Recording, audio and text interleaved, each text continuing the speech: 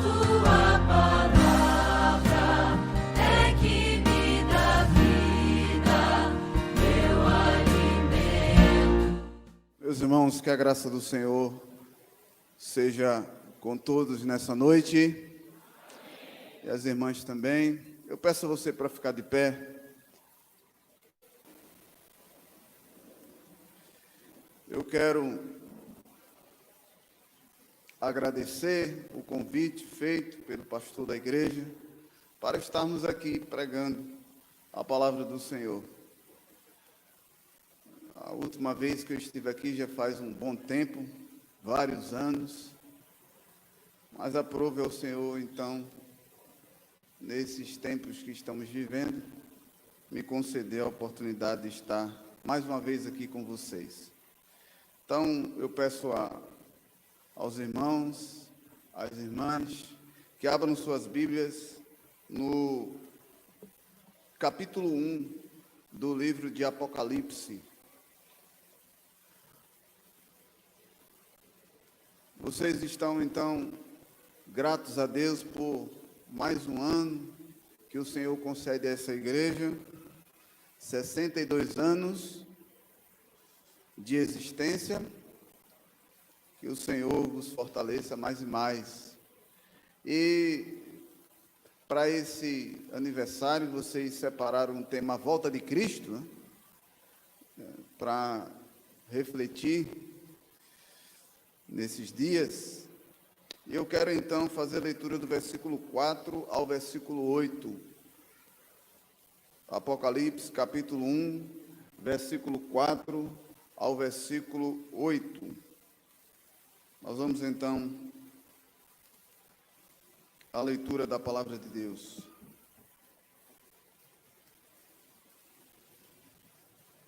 João, as 7 igrejas que se encontram na Ásia, graça e paz a vós outros, da parte daquele que é, daquele que era e daquele que há de vir, da parte dos 7 espíritos que se acham diante do trono, e da parte de Jesus Cristo, a fiel testemunha, o primogênito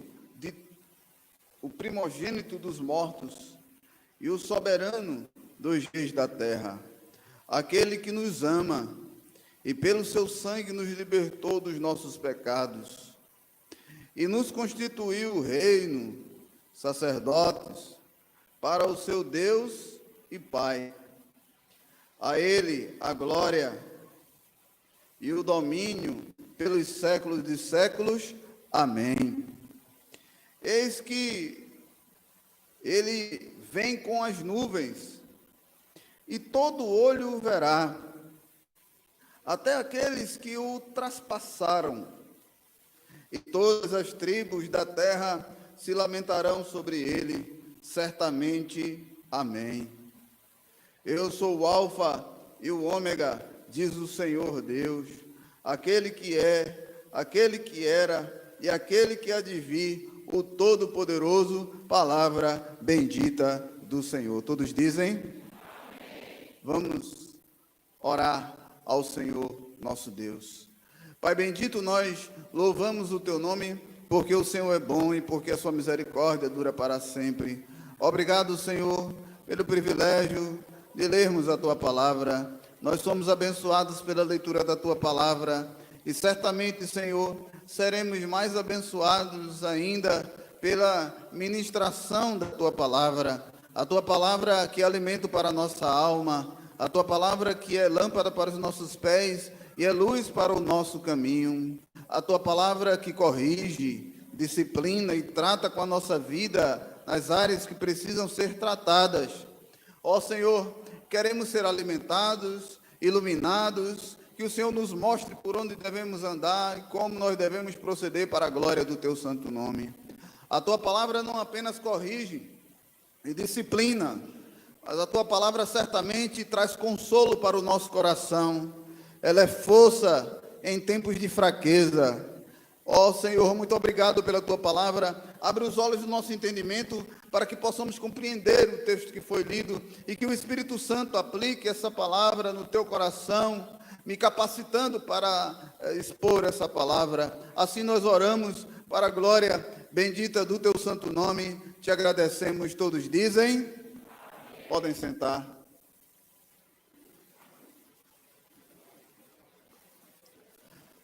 Meus irmãos e irmãs,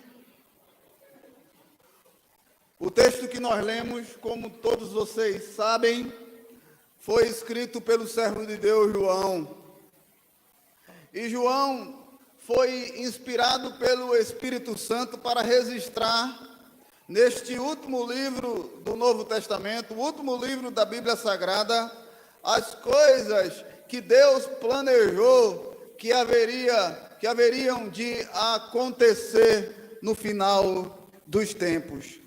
Porque nós não temos dúvida, meus irmãos e irmãs, que tudo o que acontece, tudo o que nós experimentamos, tudo o que ocorre em tua vida e minha vida, não é obra do acaso. Até porque eu creio que você crê no que eu creio. Eu sei que você crê que não existe acaso. Eu sei que você crê igual a mim, porque eu não creio no destino. Eu não creio que o destino ou que a sorte produz alguma coisa. O que eu creio é que todas as coisas acontecem segundo o conselho, segundo os propósitos, segundo a vontade soberana do Senhor. De modo que o livro de Apocalipse é o registro daquilo que ele já planejou. É o registro daquilo que ele decidiu que ia acontecer. Porque como nós não acreditamos no acaso, significa então que acreditamos que tudo acontece de acordo com um planejamento definido. De acordo com um curso de um plano que Deus elaborou.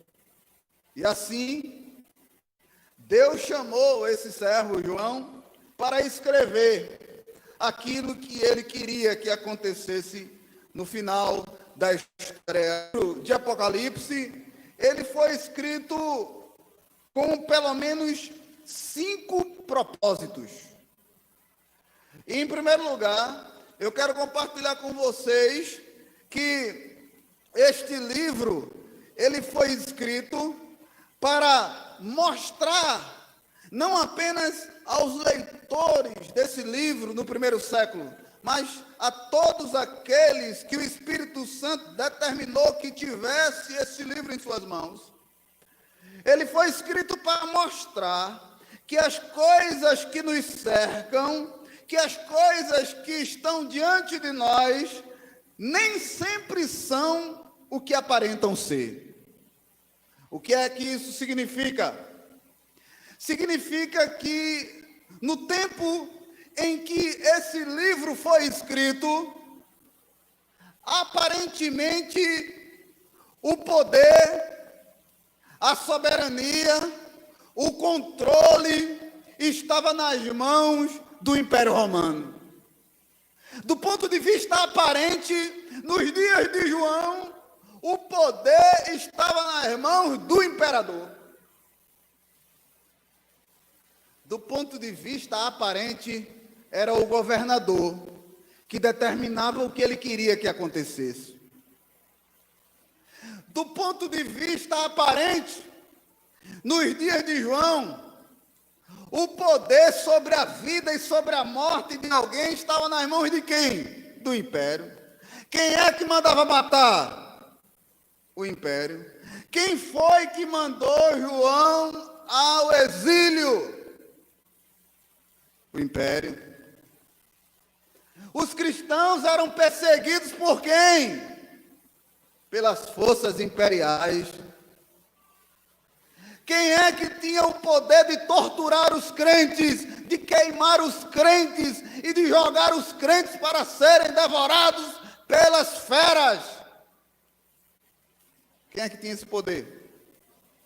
O império. pois o Apocalipse vai contrariar essa ideia. No Apocalipse, nós aprendemos que, na realidade, isso é apenas uma aparência. Com o Apocalipse, nós aprendemos que, na realidade, o poder pertence a Deus. Na realidade, ao ler esse livro, nós encontramos o surgimento, ou o futuro surgimento da besta que surge do mar, de uma outra besta que surge da terra. Nós encontramos também o futuro surgimento do anticristo, o falso profeta, o dragão, as forças do inferno reunidas contra a igreja. E o que é que o livro do Apocalipse vai mostrar? É que, na realidade, nenhuma força terrena vai prevalecer diante daquele que tem todo o poder. Porque, na realidade, o poder sobre a vida e sobre a morte não está nas mãos do imperador. O poder para matar, para deixar vivo, para deixar existindo, para acabar com a existência de qualquer pessoa, pertence ao Deus Todo-Poderoso. Paulo escreveu a carta aos Filipenses quando ele estava preso. E é interessante que Paulo escreve a carta aos Filipenses e é a carta onde ele mais fala sobre alegria. Não existe nenhuma outra carta no Novo Testamento que fale tanto sobre alegria como aquela carta. E ele está preso. E no capítulo de número 1 daquela carta você encontra Paulo escrevendo o seguinte: eu sei que o que está acontecendo comigo tem contribuído para que o Evangelho chegue a lugares que, se eu não estivesse nessa situação, dificilmente chegaria. O que é que, irmãos, daquele que trancou ele na prisão? O poder não está no Império Romano que mandou ele para a prisão, porque na realidade já era propósito de Deus que ele estivesse na prisão. Foi Deus que assim permitiu para a glória dele. Portanto, Nero não tem o poder, Diocleciano não tem o poder, os poderosos desse mundo são efêmeros e são passageiros. Só existe um poder que é eterno, é o poder do Todo-Poderoso, é o poder do Senhor. Mas o livro do Apocalipse, ele foi escrito em segundo lugar, para mostrar que o controle sobre tudo o que acontece neste mundo pertence a Deus. O livro do Apocalipse foi escrito para mostrar que ele é o alfa e o ômega. E isso significa que a história da humanidade está em suas mãos. Que tudo que acontece não acontece por acaso, porque ele determina todas as mãos. Eu não creio que pode acontecer comigo aquilo que o destino reservar para mim. Você já ouviu pessoas pensarem assim? Eu não acredito nisso. Eu acredito que um fio de cabelo da minha cabeça e um fio de cabelo da tua cabeça só cai por causa da determinação do Senhor. Eu creio que cada célula do meu corpo está no controle do Senhor. Eu creio que a minha visão, que a minha audição, que a minha fala, que os órgãos que eu tenho internamente, que o meu coração, que o meu fígado, que o meu pulmão, meus pulmões, eles obedecem ao comando de Deus e acontece comigo aquilo que Ele reservou para a sua glória e para a sua honra. Portanto, o governo de todas as coisas e o governo da história não pertence aos imperadores, pertence a Deus. Em terceiro lugar, o livro de Apocalipse foi escrito para mostrar que o nosso Deus está muito atento às tribulações que nós experimentamos e que Ele sempre, em tempo oportuno, nos socorre com o seu consolo. Observe, meus irmãos, que nós estamos falando de um tempo em que a igreja estava experimentando situações difíceis por causa do nome do Senhor. Nós vivemos dias muito tranquilos. Oh, que dia maravilhoso! Oh, quão maravilhosos são os nossos dias! Nós não experimentamos nenhuma espécie de aperto por sermos crentes. O Estado não está contra nós. Nós não corremos o risco de sermos presos por causa do nome do Senhor. Que maravilha! é o contexto religioso brasileiro. E eu confesso, pastor, que eu tinha uma expectativa quando as igrejas, ou particularmente a igreja que eu pastoreio, retornasse às suas atividades presenciais, porque todos vocês sabem que as igrejas ficaram um período de tempo fechadas. Eu confesso que a expectativa que eu tinha com o retorno das atividades presenciais, com a reabertura das atividades no templo, ela não foi compreendida, ou ela não foi satisfeita. Porque qual era a minha expectativa quando a gente estava com os templos fechados? Era que os crentes estavam contando os dias e as horas para os templos serem reabertos. A minha expectativa era que os crentes estavam, não sei aqui os crentes da Igreja Batista, mas eu estou falando dos crentes congregacionais lá de Caruaru, da Sexta Igreja. Eu imaginei que o meu rebanho que o rebanho que Deus me deu para pastorear, porque o rebanho pertence a Ele, eu imaginei que aquele rebanho estava contando os minutos para as portas se abrirem e que haveria briga para entrar no templo. E o que é que aconteceu? A minha expectativa não se concretizou, porque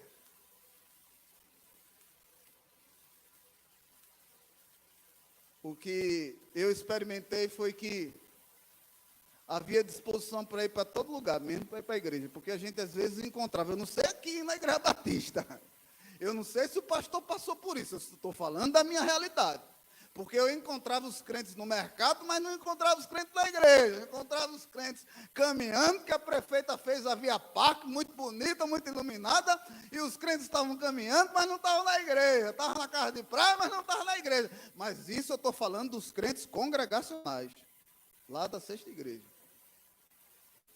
E eu não consigo entender isso, meus irmãos, porque nós vivemos em um período de tempo diferente do período apostólico, porque, como eu coloquei para vocês, nesse período não era vantagem nenhuma ser crente. Nesse período não dava ibope ser crente. Nesse período ninguém ganhava nada sendo crente. Pelo contrário, se perdia sendo crente. Na realidade, se você confessasse o Senhor nesse período, é como se você tivesse, em algumas situações, assinando uma sentença de morte para você. E aí? Você poderia ser rejeitado do ponto de vista familiar, do ponto de vista da sua origem judaica, do ponto de vista do seu povo judeu, você seria rejeitado. E por tabela você ainda seria perseguido em algumas ocasiões pelo Império Romano, portanto não havia vantagem nenhuma do ponto de vista econômico, do ponto de vista social, ser crente nesses dias. Mas o que nós observamos é que quanto mais esse povo era moído, era torturado, mais esse povo crescia, mais eles estavam juntos, mais eles estavam em comunhão, mais eles estavam partindo o pão. Mas eles estavam perseverando na doutrina. O que é que estava acontecendo aqui que não acontece? Ou seja, o que é que estava acontecendo aqui nos tempos apostólicos que não acontece aqui no nosso tempo? Eu quero perguntar uma coisa. O Deus mudou, o Evangelho é outro. É uma salvação diferente da nossa, deles. Eles tinham um Senhor diferente do teu. Eles tinham um Deus diferente do meu. Não, a mudança não está no Evangelho. Não é porque ele deixou de ser misericordioso, porque ele tem sido contigo.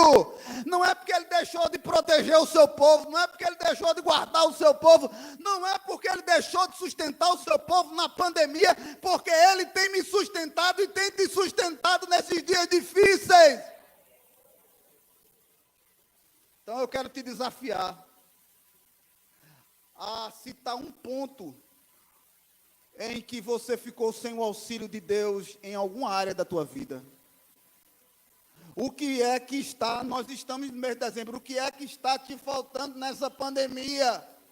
A humanidade está perdida, os homens não sabem o que fazer para resolver esse problema. A vacina chega hoje, a vacina chega amanhã, mas não importa para mim, nem para você quando vai chegar a vacina, nem quando essa pandemia vai acabar. O que importa é que Ele está contigo, o que importa é que a mão dEle está sobre nós.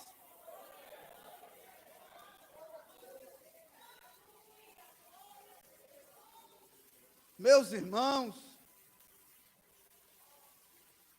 nós que vivemos nesse Brasil livre, deveríamos estar buscando mais e mais, deveríamos estar nos consagrando mais e mais, deveríamos estar na casa do Senhor, aqueles que podem mais e mais, lutando na obra de Deus, se lançando no reino de Deus, para a glória de Deus. O livro do Apocalipse foi escrito para mostrar que o Senhor está com seus olhos atentos para aquilo que acontece com o seu povo. Como eu já falei, os irmãos experimentavam muitas tribulações e situações difíceis porque abraçavam a fé em Cristo Jesus. Mas esse livro vai mostrar que nenhuma tribulação que o povo de Deus passa está distante do conhecimento do Senhor. Pelo contrário, Ele conhece todas as coisas. O que estava acontecendo com a igreja de Esmirna, o que estava acontecendo com a igreja de Tiatira, o que estava acontecendo com a igreja de Laodiceia, está claro que Ele sabe de tudo, porque como nos diz o livro do Apocalipse no capítulo 1, os seus olhos são como chamas de fogo, Ele contempla todas as coisas, Ele contempla essa igreja aqui em Jaboatão, contempla lá em Caruaru, contempla a minha vida, contempla a tua vida, não importa o posicionamento onde você está dentro desse globo terrestre, porque os seus olhos estão em todo lugar, e Ele contempla todas as coisas, porque nada escapa da sua visão soberana. Ele vê quando eu estou chorando, quando você chora, quando você é injustiçado, quando você é injustiçada. Ele não apenas contempla, mas Ele é o juiz para julgar. Ele é aquele que age em nosso benefício. Ele é aquele que toma a nossa causa para operar maravilhas para a glória do seu nome. E o livro do Apocalipse foi escrito para mostrar, meus irmãos, que nós temos uma esperança gloriosa. A nossa esperança é a esperança eterna. E com base, então, nessa introdução, nós estamos preparados para mergulhar no texto e crescermos no entendimento da Escritura Sagrada. Olhando para esse texto, o que nós podemos extrair de verdades para serem guardadas no nosso coração. Versículo de número 1. O autor desse livro, o escritor desse livro, ele está se comunicando com os seus leitores. Ele está se dirigindo, ele está saudando, ele está comunicando-se com as igrejas que receberam essas cartas. E eu quero chamar a sua atenção para o fato de que João quer mostrar, logo no início desse livro, em nome de quem ele está se dirigindo para aqueles irmãos. Qual é a autoridade onde repousa essa carta? Tudo que vai ser dito está fundamentado em quem? Está baseado em quem? Está sendo sustentado pelo quê? Veja, estamos no começo de Apocalipse. No começo, primeiro livro. E João não queria que aqueles irmãos entendessem errado. Ele não queria que aqueles irmãos entendessem que ele estava escrevendo na autoridade dele mesmo. Ele não queria que aqueles irmãos entendessem que todas aquelas profecias eram fundamentadas nele, João. De modo nenhum. Por isso que ele já começa o livro mostrando onde esse livro está fundamentado e qual é a autoridade desse livro. Veja o versículo 4, acompanhe na medida que a ministração é feita.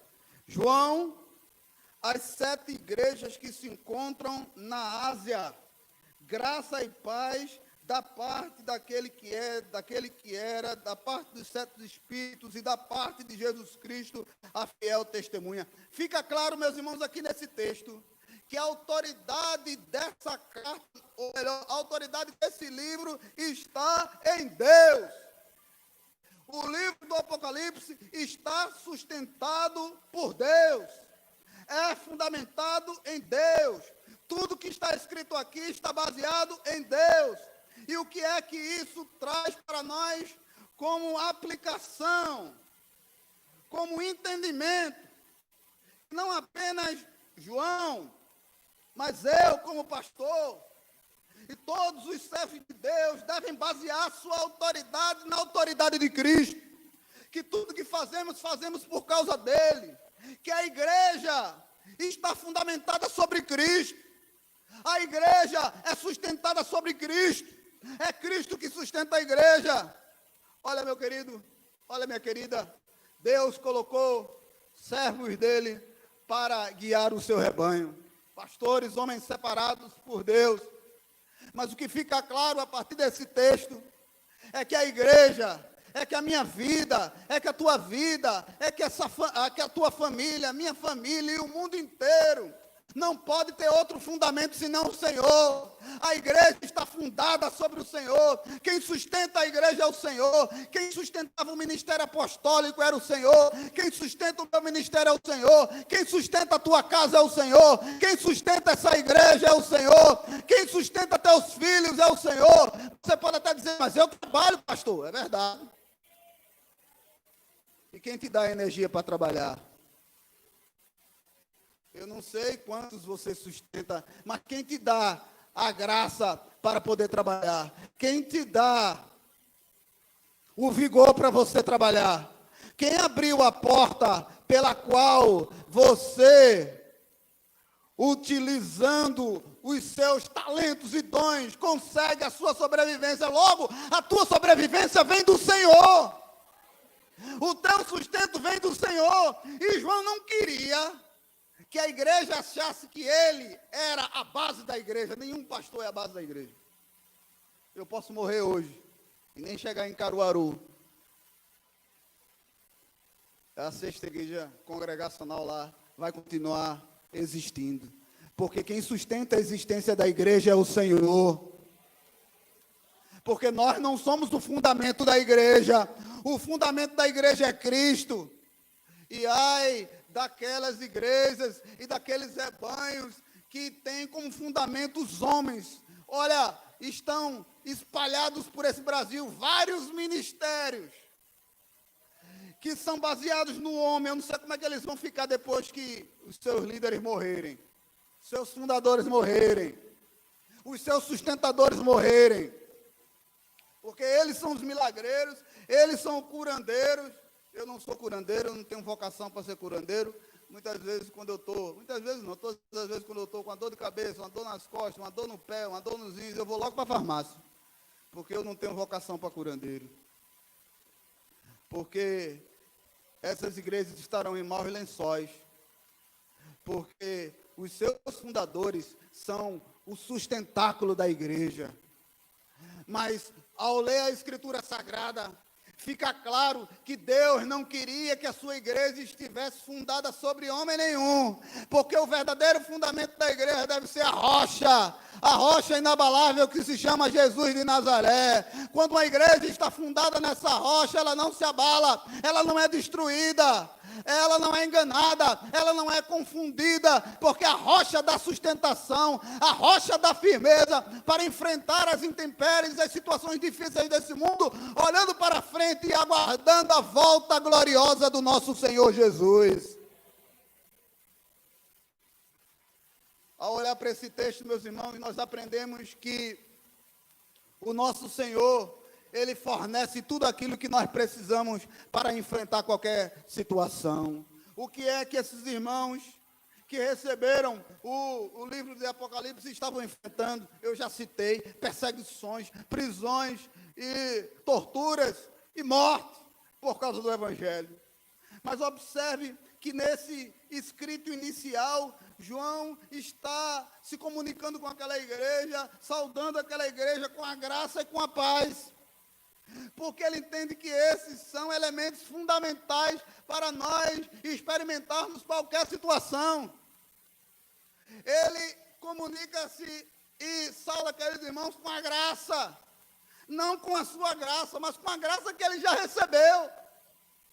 Porque é pela graça que a igreja está de pé, é pela graça que nós enfrentamos as piores situações da vida. E se não for a graça de Deus, nós estamos perdidos. Ai de mim se não for a graça de Deus no meu ministério, porque é a graça que me sustenta e que me faz caminhar. É pela graça de Deus que nós enfrentamos os diagnósticos difíceis. Muitas vezes você vai receber o diagnóstico do médico. E como está acontecendo na nossa igreja, nós temos uma família enfrentando um momento difícil, diagnóstico de câncer. E eu tenho dito para aquela família que a graça de Deus tem sustentado, porque ai de nós se não for a graça do Senhor. É debaixo da graça de Deus que nós enfrentamos as tribulações dessa vida, e é a graça de Deus que nos dá força. E muitas vezes nós abrimos a nossa boca e colocamos nas conversas com os nossos irmãos: olha, eu não sei como é que eu estou suportando, eu sei como é que você está suportando. É a graça de Deus em tua vida, é só isso. Não é porque você tem muito dinheiro, não é porque você tem plano de saúde, não é porque você tem alguma segurança aqui deste mundo, porque os recursos desse mundo são falhos. O único recurso que não falha é o recurso celestial, é o recurso eterno. E o apóstolo também se comunica com aqueles irmãos, saudando com a paz. Nós entendemos o que é falar sobre paz nesse momento, porque na realidade esse não deveria ser um momento para falar sobre paz. Por que falar sobre paz? Estava em guerra com a igreja. Se a igreja estava sendo lançada nas arenas para serem dilaceradas pelos leões, como é que a gente vai falar sobre paz? Como é que João fala sobre paz? Como é possível falar em paz no meio da pandemia, todo mundo aperreado, todo mundo sem saber o que fazer? Quando tudo vai acabar? Como é que João, que está exilado, como é que João, que está debaixo de uma sentença, exilado, fala sobre paz? Não dá para entender. Dá para entender como é que João está falando sobre paz. João deveria falar sobre paz se tivesse tudo tranquilo, as situações sob controle, se tivesse sem nenhum problema, se ele tivesse deitadinho numa rede, balançando para lá e para cá, com a aguinha de coco, sem problema nenhum, na tranquilidade. Como é possível falar de paz se eu estou aqui hospitalizado? Como é possível falar de paz se o médico me falou que eu estou com câncer? Como é possível falar de paz se eu não estou mais trabalhando? Como é possível falar de paz se o meu filho está perdido neste mundo? Como é possível falar de paz se os crentes estão morrendo por causa do Evangelho? Meus irmãos, pode ter certeza, minhas irmãs, que esse discurso que está sendo colocado aqui, ele é totalmente sem lógica.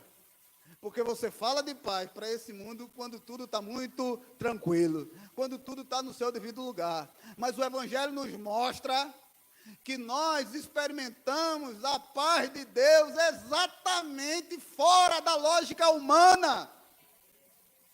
Porque é exatamente isso que a Escritura diz sobre a paz de Deus.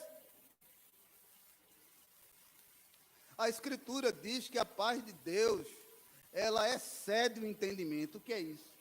É uma paz que não dá para entender. Como é que você pode estar em paz se você recebeu a notícia de que você está com uma doença terrível? Como é que você pode estar em paz se você está preso? Como é que você pode estar em paz se o mundo está caindo em cima de você?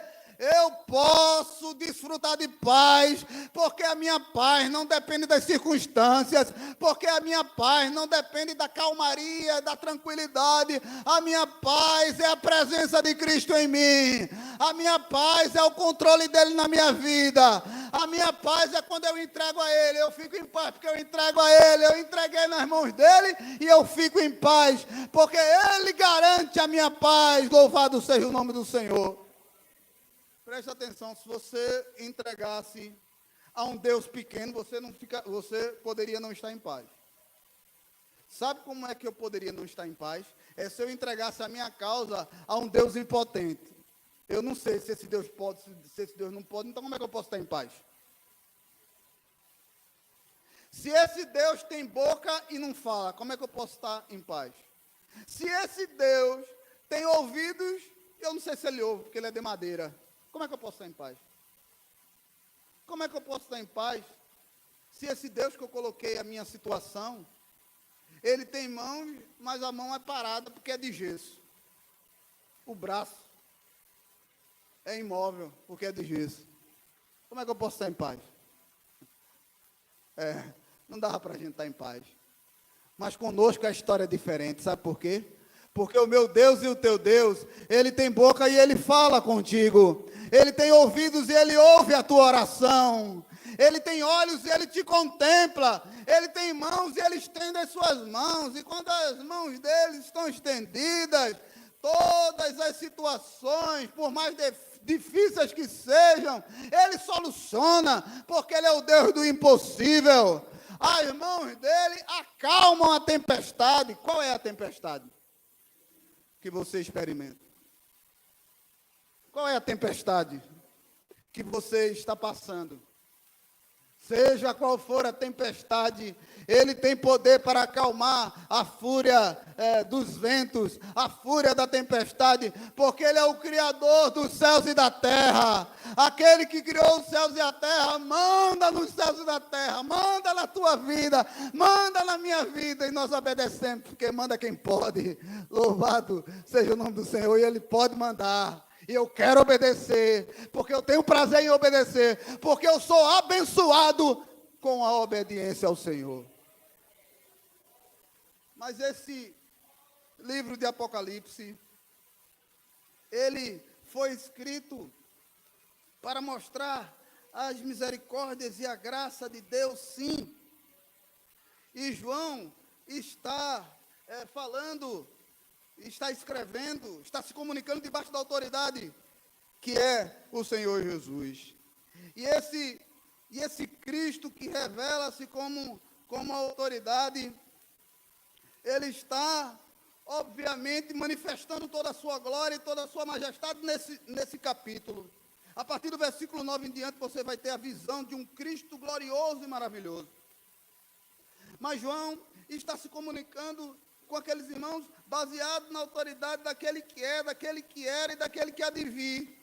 Essa é uma expressão que destaca a eternidade do Senhor. Todas as vezes que nós encontramos na Bíblia essa expressão, significa que o nosso Deus é eterno, que o nosso Deus não foi fabricado, ele não nasceu a partir de algum tempo, não houve um momento em que ele não existisse, porque ele sempre existiu, porque ele é Senhor do tempo. Ele é o Deus eterno. E o que é que significa isso? Significa que o tempo está nas mãos dele. Significa que as horas são comandadas por ele. Significa que ele não passa. Olha, tem muita coisa que vai passar. Por exemplo, a tua vida vai passar e a minha vida também. A nossa idade passa. Um dia a gente tem 20, outro dia a gente tem 40. Outro dia a gente tem 60. Os poderes constituídos passam. Os governantes passam ou com 4 anos ou com 8 anos. Eles passam. A beleza das flores passa. Tudo nessa vida passa, mas jamais passará o teu Deus, jamais passará o poder dele, jamais passará a misericórdia dele, porque a sua misericórdia é eterna, porque ele é eterno. A sua bondade é eterna, porque ele é eterno. Ele jamais passará, ele jamais deixará de existir, ele jamais deixará de ser Deus, porque ele não passará. Passará o céu e a terra, mas ele não. Ele permanecerá glorioso, ele permanecerá poderoso, ele permanecerá no trono de glória e majestade. João então escreve na autoridade daquele que é a fiel testemunha, versículo 5. Isso significa que tudo que ele diz é verdadeiro. O que é que uma testemunha faz? Dá testemunho. O que é dar testemunho? É falar, é relatar um fato. Isso significa então que o nosso Senhor é fiel em tudo que ele fala. Ele é fiel em tudo que ele diz. Tudo que ele diz você pode confiar. Olha, presta atenção. Você pode não confiar em muitas das coisas que as pessoas que estão ao teu lado digam para você. Você pode não confiar no testemunho do teu vizinho. Se ele for fofoqueiro, é complicado. Se for fofoqueira, é complicado. Você pode não acreditar no testemunho do teu colega de trabalho. Olha, eu vi tal fato. Você vai saber se é verdade? Você tem a comprovação de que é fato? Pode ser que seja um testemunho mentiroso. Você pode não acreditar nas palavras de alguns políticos, ou de boa parte deles, mas na palavra do Senhor você pode confiar, pode ter certeza de que tudo que ele diz é verdadeiro. Ele diz que está contigo, não duvide. Ele diz que te socorre, não duvide, creia. Ele diz que te protege, que 1000 cairão ao teu lado, 10.000 à tua direita, creia, guarde no seu coração, porque ele é fiel para cumprir. Saia dessa igreja hoje, crendo que ele está guardando a tua saída, guardando a tua entrada, desde agora e para sempre. Salmo 121, ele é o teu pastor e nada te faltará. Bendito seja aquele que me diz que é o Senhor dos exércitos e que ele está comigo. Salmo 46, o Senhor dos exércitos está conosco, o Deus de Jacó é o teu e é o meu refúgio. Creia no que ele diz, porque tudo que ele diz é verdadeiro. Guarde o que ele diz que é o teu socorro. Creia e não duvide. Louvado seja o nome do Senhor. Pelo contrário, agradeça. Ele diz que ainda que você ande pelo vale da sombra da morte, você não precisa temer a nada. Mas não é porque você é forte e você não vai temer o vale da sombra da morte. Se depender de você, você não tem estrutura. Se depender de mim, eu não tenho estrutura. Mas como é que a gente consegue passar no vale da sombra da morte? Porque o texto diz: ainda que eu ande pelo vale da sombra da morte, eu não temerei, porque tu estás comigo. Se ele está comigo, não adianta ser um vale, não importa se é um vale de sombra da morte. O que importa é que ele está comigo. Eu vou atravessar para que o nome dele seja glorificado. Louvado seja o nome do Senhor. O que mais?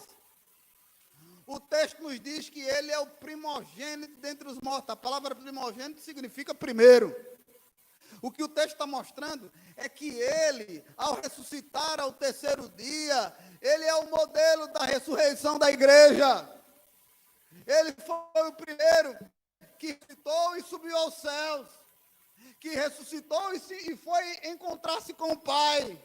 E o que essa mensagem está me dizendo, meu irmão, e dizendo a você, é que assim como ele ressuscitou e foi ao encontro do Pai, você ressuscitará também para ir ao encontro do Pai. Haverá um momento, meu irmão e minha irmã, em que os céus se abrirão, em que os túmulos devolverão os seus mortos, em que os crentes mortos lá nos mares serão devolvidos pelos mares, receberão um novo corpo, um corpo incorruptível, não um corpo mais marcado pelo sofrimento, um corpo marcado pela agonia, pela aflição. Sabe por quê? Porque a Escritura nos diz no livro de Apocalipse que Ele enxugará dos nossos olhos toda lágrima, e não haverá mais dor, e não haverá mais pranto, e não haverá mais nenhum tipo de tribulação, porque as primeiras coisas passarão, e eis que Ele fará novas todas as coisas. Louvado seja o nome do Senhor. Esse dia chegará. Mas pastor, você pode me perguntar, me diga quando vai ser esse dia. Aí não tem condição. Eu não posso dizer a você quando é que vai ser esse dia. Agora eu só posso dizer a você que eu creio que esse dia chegará. Eu creio que o meu corpo será ressuscitado. Sim, pastor, é verdade? É. Mas como é que vai ser, pastor? Já que tem crente que morreu e que não tem mais o corpo porque já está muito tempo na sepultura e só tem o pó.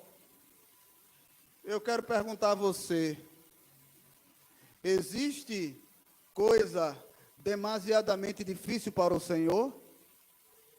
Eu quero te perguntar, Ele fez o corpo de Adão do quê? A Escritura diz que Ele fez o corpo de Adão do quê? Foi do pó? Ou não? A Escritura nos diz que a resposta é sim. Ele fez Adão do pó da terra. E onde é que você quer chegar, pastor? Eu quero chegar aqui, ó. Se ele fez Adão do pó da terra, se o meu corpo virar pó, ele não tem poder para fazer o meu corpo de novo, não?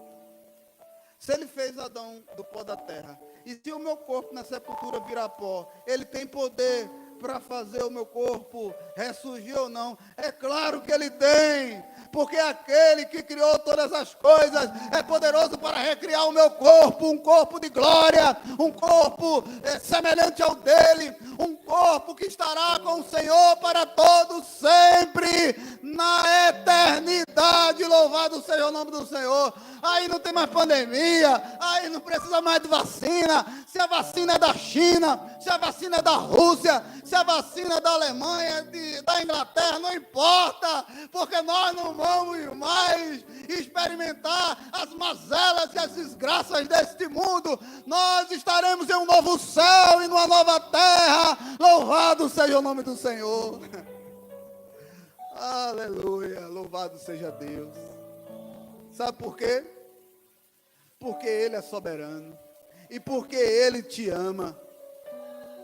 Dizer que Ele é soberano, conforme o texto nos diz, é falar sobre a autoridade dEle e falar sobre o poder dEle, é dizer que ninguém tem autoridade como Ele e dizer que ninguém tem poder como Ele. É isso que autoridade significa.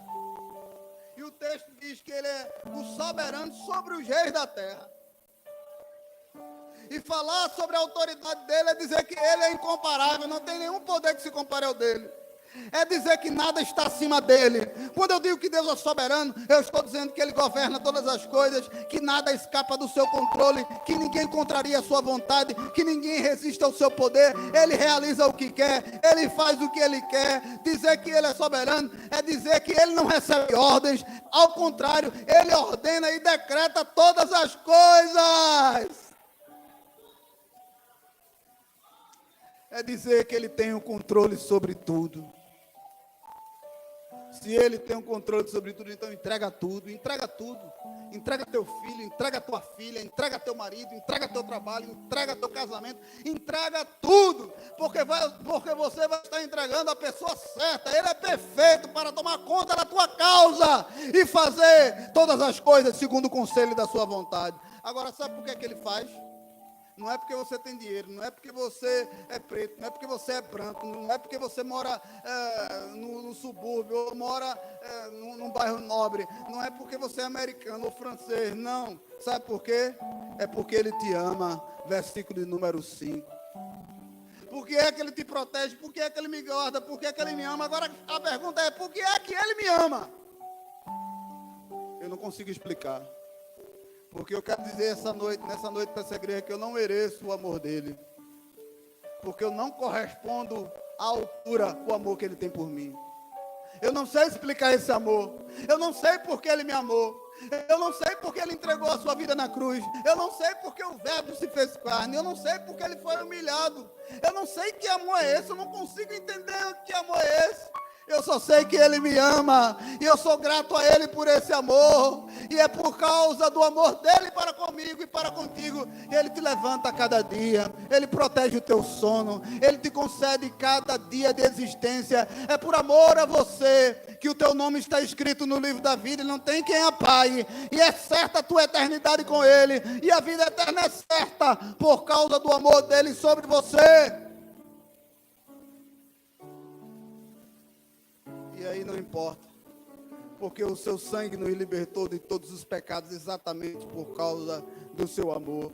Nós fomos constituídos reino dele, ele é o nosso rei, e nós temos a liberdade de estar diante dele, tudo isso por amor a ele, tudo isso pelo amor demonstrado na cruz do Calvário, porque Deus prova o seu amor para conosco, em que Cristo morreu por nós, sendo nós ainda pecadores.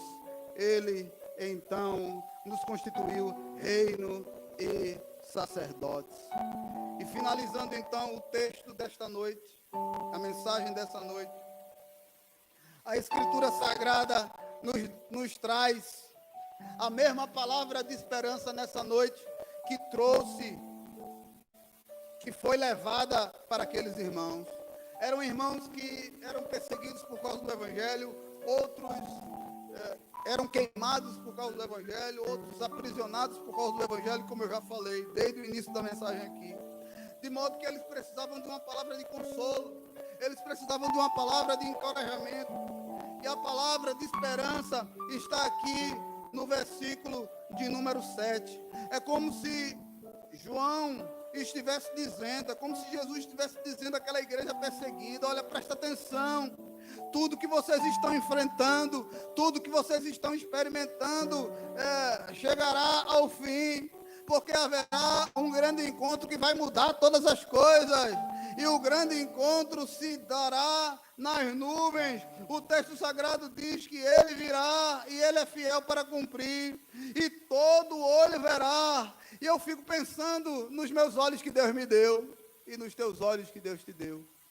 E o que o texto está dizendo é que esses olhos que você tem, e que esses olhos que eu tenho, contemplarão a visão, contemplarão a cena mais gloriosa da história da humanidade.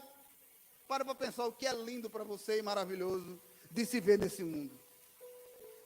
Você pode dizer: ah, pastor, lindo e maravilhoso de ver nesse mundo é o mar. Por isso que eu gosto de ir para a praia, eu fico lá na cadeirinha de praia para ver aquela visão maravilhosa e extraordinária. Outro pode dizer: olha, uma visão maravilhosa para mim é a natureza, são as cachoeiras, as montanhas. Eu quero te dizer que nada do que existe nesse mundo, nada que você possa contemplar nesse mundo, as belezas mais espetaculares desse mundo, não poderão ser comparadas com aquilo que você verá quando esses céus se abrirem.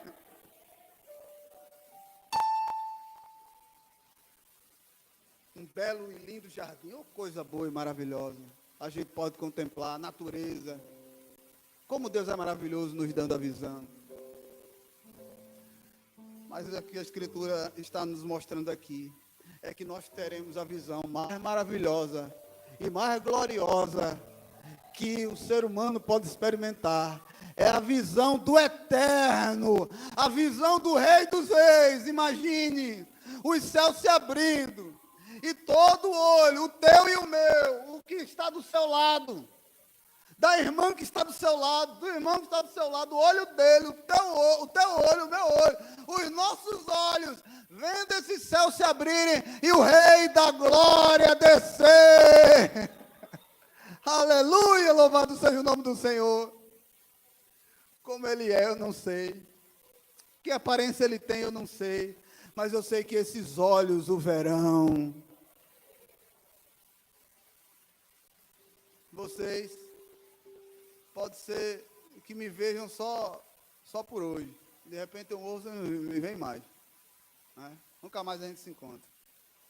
Mas a partir do momento que nós contemplarmos o nosso Senhor, jamais deixaremos de vê-lo durante toda a eternidade, estaremos com ele para todo sempre.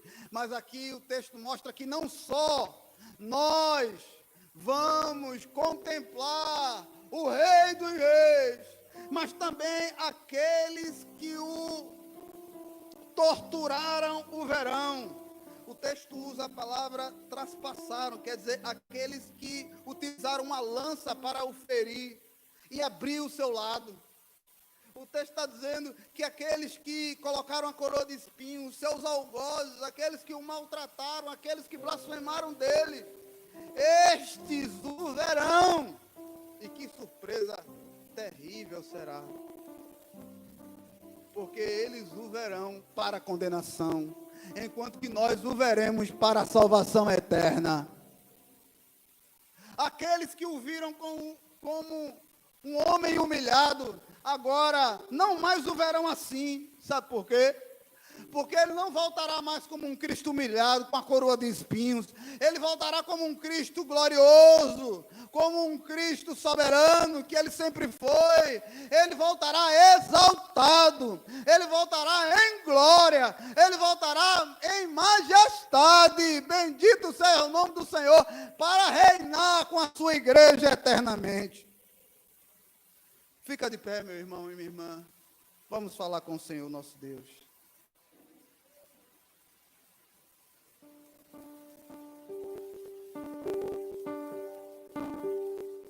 Ó Senhor, muito obrigado pela Tua palavra, muito obrigado por mais um ano que concedes ao pastor, ao seu ministério, o ministério dessa igreja. Muito obrigado pela vida de cada um que faz parte desse ministério, cada membro, cada congregado, cada servo Teu, cada serva Tua. Obrigado por Tua bondade e Tua misericórdia sobre nós.